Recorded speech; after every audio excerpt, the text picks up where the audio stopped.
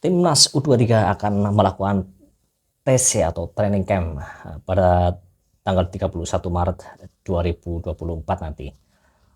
Kira-kira kenapa harus TC, dan TC? Kita bahas sama-sama ya.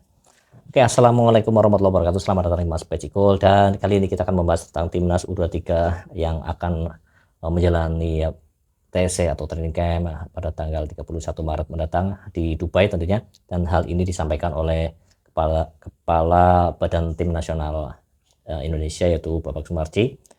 Itu untuk Piala Asia U23 memang kita sudah berbicara dengan beberapa klub untuk TC ya. Jadi memang ini sebetulnya masalah klasik dan solusinya memang komunikasi ya. Pemain-pemain yang dipanggil oleh tim nasional, khususnya tim nasional U23, karena Piala Asia U23 itu tidak masuk dalam kalender FIFA. Jadi klub juga punya hak untuk tidak melepas pemainnya. Tapi demi tim nasional juga, jika dilakukan dengan lobby atau komunikasi yang baik, pastinya klub juga akan mempertimbangkan pemainnya bisa dilepas ya. Karena ini juga terjadi kemarin sedikit crash antara Coach Sintayong dengan pelatih, kalau nggak salah pelatih Persija ya, saat pemanggilan pemain-pemain mudanya seperti Rizky Ridho dan juga Muhammad Ferrari ya, yang satu dipanggil, dan juga kipernya kalau nggak salah itu juga karena paling banyak satu dari Persija yang dipanggil. Dan untuk kali ini memang rencananya yang disampaikan oleh Bapak Sumarji 31 Maret harus TC di Dubai. Kemudian pertemuan dengan teman-teman, prinsipnya mereka banyak mensupport. Ini artinya dari klub sudah memberikan lampu hijau untuk melepaskan pemain-pemain mereka ke timnas Indonesia ya. Tapi katanya tidak lebih dari 3 pemain per klub. Jadi mungkin tiap klubnya nanti ada yang 2, ada yang 1, dan maksimal 3 pemain yang dilepas ya. Dan selama ini memang yang paling banyak itu dari Borneo FC, kemudian ada juga dari Persija, Persib Bandung kalau nggak salah, dan juga Persis Solo ya, Persebaya juga mungkin bisa nanti dipanggil, atau nanti dari klub-klub lain yang berlaga di Liga 1, karena saat itu juga mulai bergulir lagi, mulai 22 Februari besok bergulir lagi, dan itu minggu-minggu yang krusial untuk penentuan klasemen akhir nanti Liga BRI. Jadi klub memang harus punya planning juga, misal pemain-pemain U23 ini harus dipanggil tim nasional, apalagi TC 31 Maret sampai kalau nggak salah tanggal 8 April ya, 8 April itu TC di Dubai. Jadi banyak waktu, apalagi kalau misal nanti timnas Indonesia melaju sampai ke fase akhir ya, karena tujuannya Sintayong itu targetnya semifinal.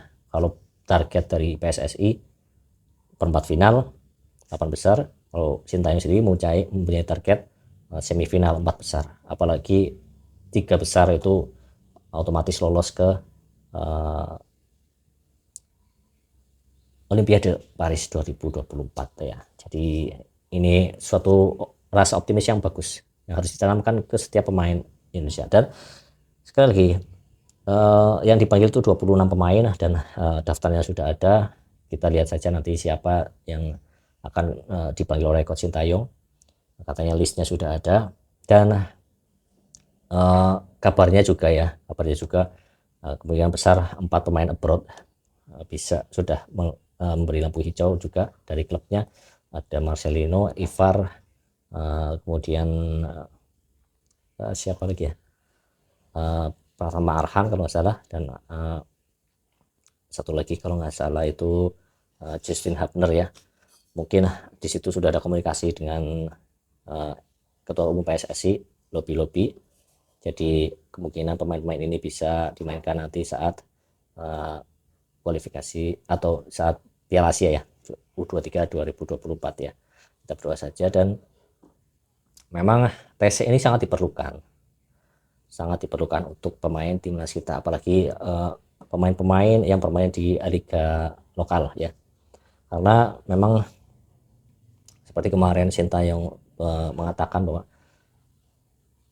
pemain yang bermain di klub itu minimal 60 menit bermain, tapi di Indonesia, di Liga Indonesia, Liga BRI, Liga 1 itu mereka cuma mendapatkan 35 menit bermain rata-ratanya.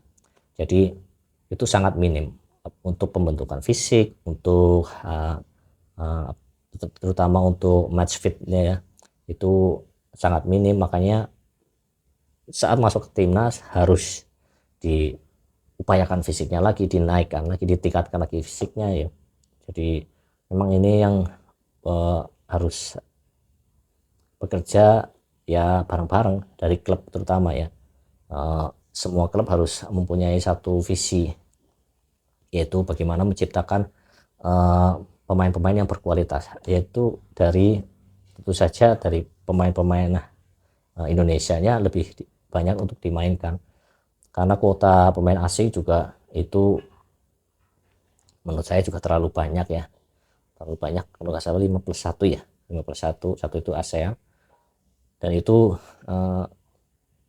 menempati pos-pos yang sentral, misal di striker, kemudian di back, dan juga kiper. Sekarang juga mulai banyak eksodus kiper asing. Memang bagus untuk persaingan, tapi juga harus dimaksimalkan dari pembinaannya. Jadi pelatih-pelatihnya juga lisensinya di up, jadi kemudian fasilitasnya juga di up. Dan ini PR bersama ya, PR bersama, dan kita harap untuk 5 tahun ke depan, 5-10 tahun ke depan, Liga Indonesia mampu menjadi liga yang terbaik di Asia Tenggara ya.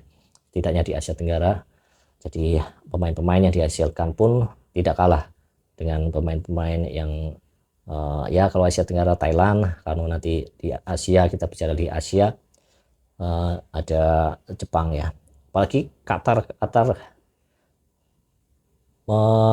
membina atau membangun tim nasional sampai sekarang ini, yang kemarin 2 kali juara Piala Asia itu melalui grassroots yang sangat baik, dan uangnya pun nggak sedikit, $1 miliar ya katanya ya, Aspire Football Academy ya. Dan itu memang butuh waktu yang lama, 20 tahun, tapi ya hasilnya juga kelihatan sih, walaupun mereka juga ada pemain naturalisasinya ya, tapi ya itu bagian dari pengembangan sepak bola. Balik lagi ke U23, memang 26 pemain ini yang sudah ada listnya ini nanti harus bisa dikeluarkan izinnya oleh klub lokal maupun nanti yang sedang dibicarakan yaitu klub-klub luar negeri ya. Dan kalau menurut saya memang kalau misal pun pemain-pemain di abroadnya tidak semuanya bisa dipanggil, minimal ada 3 pemain lah yang menurut saya memang harus bisa ikut, yaitu Justin Hapter, Ivar Jenner, dan Marcelino Ferdinand. Karena ini pemain yang menurut saya jadi kunci ya. Misal yang lainnya tidak bisa, misal Pratama Arhan bisa digantikan back-back yang lain ya, seperti Rio Fahmi juga bisa di kiri, kemudian ada Doni Tri Pamungkas di sisi kiri juga ya, yang juga pemain baik di U20 ya, itu juga bisa menggantikan Arhan ya. Tapi kalau di striker juga misal nggak bisa ya, Sananta siap, Sananta, ada Oki Caraka, mereka bisa duet juga. Dan kalau untuk di tengah memang Ivar Jenner dan Marcelino bisa diduetkan kembali, dan Justin Hapter bisa memimpin lini belakang bersama Rizky Ridho nantinya ya. Atau mungkin kalau Wahyu Pras mungkin umurnya sudah nggak masuk ya, bisa teman-teman kasih tahu saya di kolom komentar.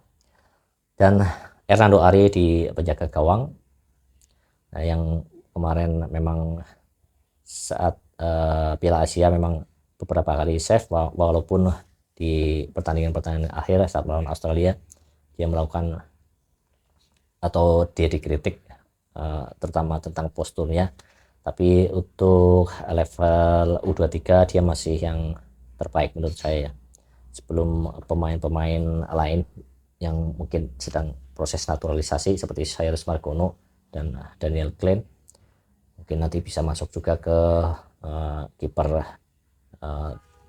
timnas Indonesia ya, U23 ini. Tapi untuk prosesnya mari kita dukung. Dan itu lagi, TC bukan untuk buang-buang waktu, buang-buang duit, tapi memang kebutuhan. Dan tidak mau ada TC ya perbaiki grassroots-nya dulu, pembinaan, kemudian sarana, itu yang penting, fasilitas dari klub pokoknya ya.